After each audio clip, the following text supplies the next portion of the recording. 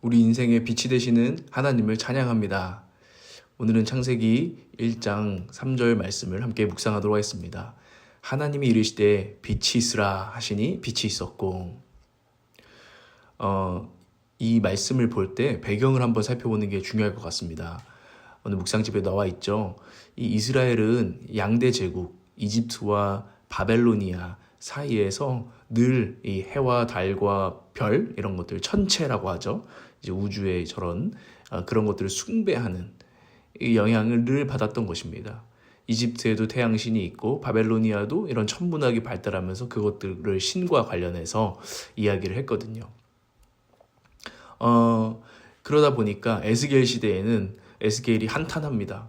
여호와 하나님을 등지고 태양에게 절하는 사람들을 보여주면서 에스겔이 막 가슴을 치죠. 예레미야 선지자도 마찬가지였습니다. 별들을 숭배하고 있는 이스라엘을 보면서 한탄합니다. 이런 배경 가운데에서 이 창세기가 다시 한번 우리 가운데 선포될 때 의미는 남달라지는 거죠. 해와 달과 별은 신이 아니라 피조물이라는 것을 창세기가 선포해 버리잖아요. 빛이 있으라 하고 하나님이 해와 달과 별을 만드셨다라는 거예요. 궁창을 펴시고. 근데 이 해와 달과 별이 심지어 인간에게 주시는 선물처럼 하나님이 인간을 마지막에 지으시기 전에 배경처럼 만드는 것일 뿐, 이 해와 달과 별은 너희들이 누리라고 주는 것이다 라고 선포를 해버리는 거예요. 사람이 그 앞에 절하다가 이게 우리한테 주시는 여호와 하나님의 선물이라고? 이거 충격인 거죠. 심지어 이 믿음의 조상 아브라함에게는 네 자손이 하늘의 별과 같고 하면서 이 아브라함을 중심으로 주시는 이 약속에 별, 하늘을 넣고 있습니다. 하나님께서 그 피조물을 시적 표현으로 사용하고 있는 거죠. 제가 이 이야기를 들으면서 하나님께서 해와 달과 별을 주신 것은 어쩌면 우리가 우주를 보면서 수많은 노래를 만들어낼 수 있도록 두신 선물이기도 한 것 같다. 우리 시의 주제가 되고 우리 어떤 노래의 주제가 되는 거죠. 우리가 사랑을 표현할 때도 하늘의 별도 따다 줄게, 이런 고백을 할 수 있는 것도 하나님께서 주신 선물로 할 수 있는 고백들이고 우리가 누릴 수 있는, 향유할 수 있는 시들이죠. 놀랍지 않습니까? 그러므로 해와 달과 별을 보며 진짜 예배해야 되는 분은 와, 저 선물을 주신 하나님 한 분이다.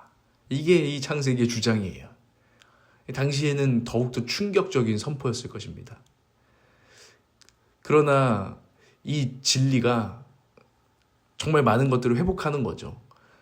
해와 달과 별에게 절하던, 엄한데 절하던 그 질서가 무너져버린, 인간의 모습이 무너져버린, 하나님의 형상이 무너져버린 그곳에 회복을 선포하는 진리인 것입니다. 우리가 오늘 이 당시 사람처럼 굽신거리고 예배하는 해와 달과 별과 같은 것이 무엇이 있는지 우리가 생각해보고 우리는 그것들에 대해서 끊임없이 선포하는 것이 참 중요합니다. 그건 진짜 별게 아니야. 그건 하나님께서 우리에게 주신 선물이지 나의 신이 될 수 없어. 나를 막 좌지우지할 수 없어 라고 우리가 거부하는 것이 참 중요하다라는 것을, 진리 안에서 그것을 거부하는 것이 참 중요하다라는 것을 오늘 우리는 깨달아야 합니다. 모든 것이 아버지께서 창조하신 것이고 그분의 것이다. 그런데 아버지께서 그 주인이신데 자녀가 왜 그것들에게 예배하고 굽신대는가? 이것은 비참한 일이구나. 이것을 우리가 자주 깨닫는 것이 하나님께로 돌아가는 또 깨달음인 것입니다. 이 탕자 이야기 있지 않습니까? 탕자가 아버지 집에서 나와서 허랑방탕히 살다가 자기가 돼지 우리에서 돼지들 먹는 먹이를 같이 먹고 있는 것을 드디어 알게 됐습니다.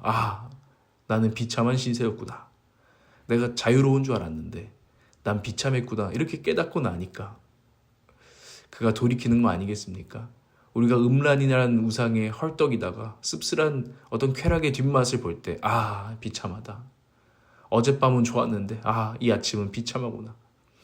우상에 욕심을 내고 막 화를 내고 집착을 하고 절망하고 막 왔다 갔다 할 때, 그러다가 후회하게 될 때마다 비참하구나. 아버지께로 돌아가야지. 내가 도대체 뭘 예배했던가?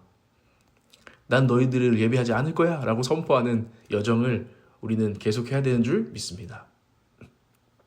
그리고 오늘 빛이 있으라라는 말씀을 창세기뿐만 아니라 우리의 영혼과 인간의 마음에도 적용할 수 있다는 것을 우리는 성경을 통해 배우게 되는데, 고린도후서 4장 3절에서 6절 한번 읽어보십시오. 거기에 바울은 이 빛이 있으라라는 새 창조의 모델이죠. 모델을 우리에게 가르쳐주고 있습니다. 창세기 본문을 가지고 신약에서 사용하고 있는 거죠. 그리스도 안에서. 바울이 보기에 어떤 흑암과 혼돈과 공허한 것은 타락한 인간의 마음과 같다는 것입니다. 우리에게는 새 창조가 필요한 무너진 영혼, 무너진 마음이라는 것을 바울은 깨달았습니다. 곧 우리가 엄한 곳에 종되고 예배를 드리고 있다는 것을 잘 깨닫지 못하는, 사실 회개를 할 수가 없는 그런 어둠 가운데 있는, 내가 뭘 회개해야 돼? 내가 뭘 잘못했지? 내가 지금 왜 공허하지? 도대체 감을 잡지 못하는 이 흑암 가운데 있는 영혼이 우리의 상태다라는 것을 바울은 깨닫게 됐습니다. 고린도후서 4장 4절도 보면 그 중에 이 세상의 신이 믿지 않는 자들의 마음을 혼미하게 하여, 우리가 혼미하다는 것입니다. 세상 우상에, 세상 신들에 혼미케 돼서 눈이 뒤집혀 있다. 뭘 볼 수가 없다. 어둠 가운데 있다라는 것을 바울은 말해주고 있는 것입니다. 왜냐하면요, 바울도 그 어둠을 경험했거든요. 바울은 다메섹 도상에서 빛 대신 주님을 만나기 전까지 어둠 가운데 자기가 있다는 것을 깨달은 자입니다.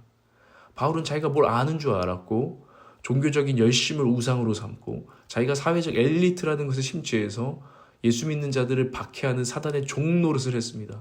열심을 냈죠. 어깨에 힘이 잔뜩 들어가서. 그런데 깨닫게 된 겁니다. 와, 내가 눈이 멀어 있었네. 빛 대신 주님을 만나니까 빛 대신 주님 누구십니까? 하고 눈이 멀어버렸잖아요, 오히려. 그리고 나중에 비늘이 벗겨지죠. 그 주님을 만난 후에야 이 눈이 돌아간 사람이 눈이 돌아와서 진리를 알게 된 거죠. 그리고 이제는 진리에 꽂혀서 살아가게 됩니다. 자유케 된 거죠. 근데 바울이 알게 된 것입니다. 이 눈 돌아간 사람 누가 막나? 주님께서 은혜의 빛을 비춰주셔야 한다. 나도 그랬고, 이 세상의 흑암 가운데 있는 이들에게 주님 이 빛을 비춰주십시오 하고 이 빛을 전파하게 된 거죠.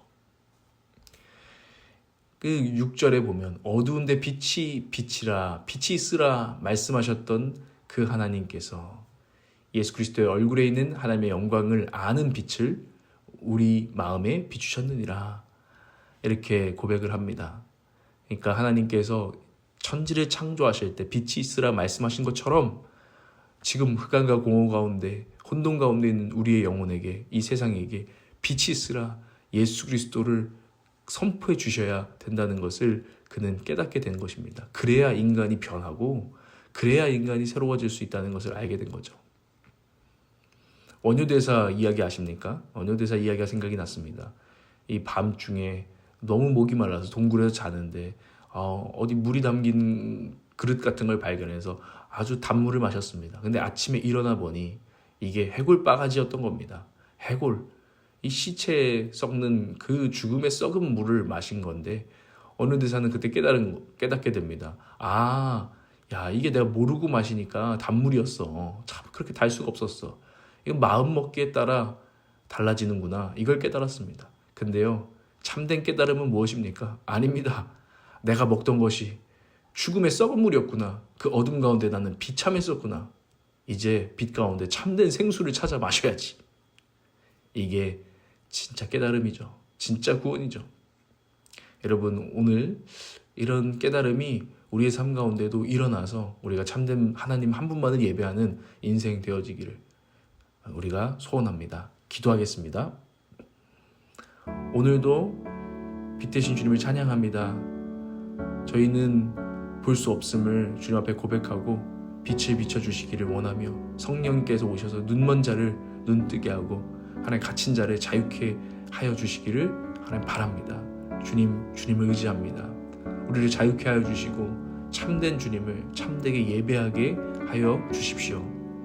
종의 멍에를 벗기셨으니 자유케 하신 대로 이제 자유인으로 정말 살게 하여 주십시오. 자유를 누리게 하여 주시옵소서. 예수 그리스도 안에서 예수님의 이름으로 기도합니다. 아멘.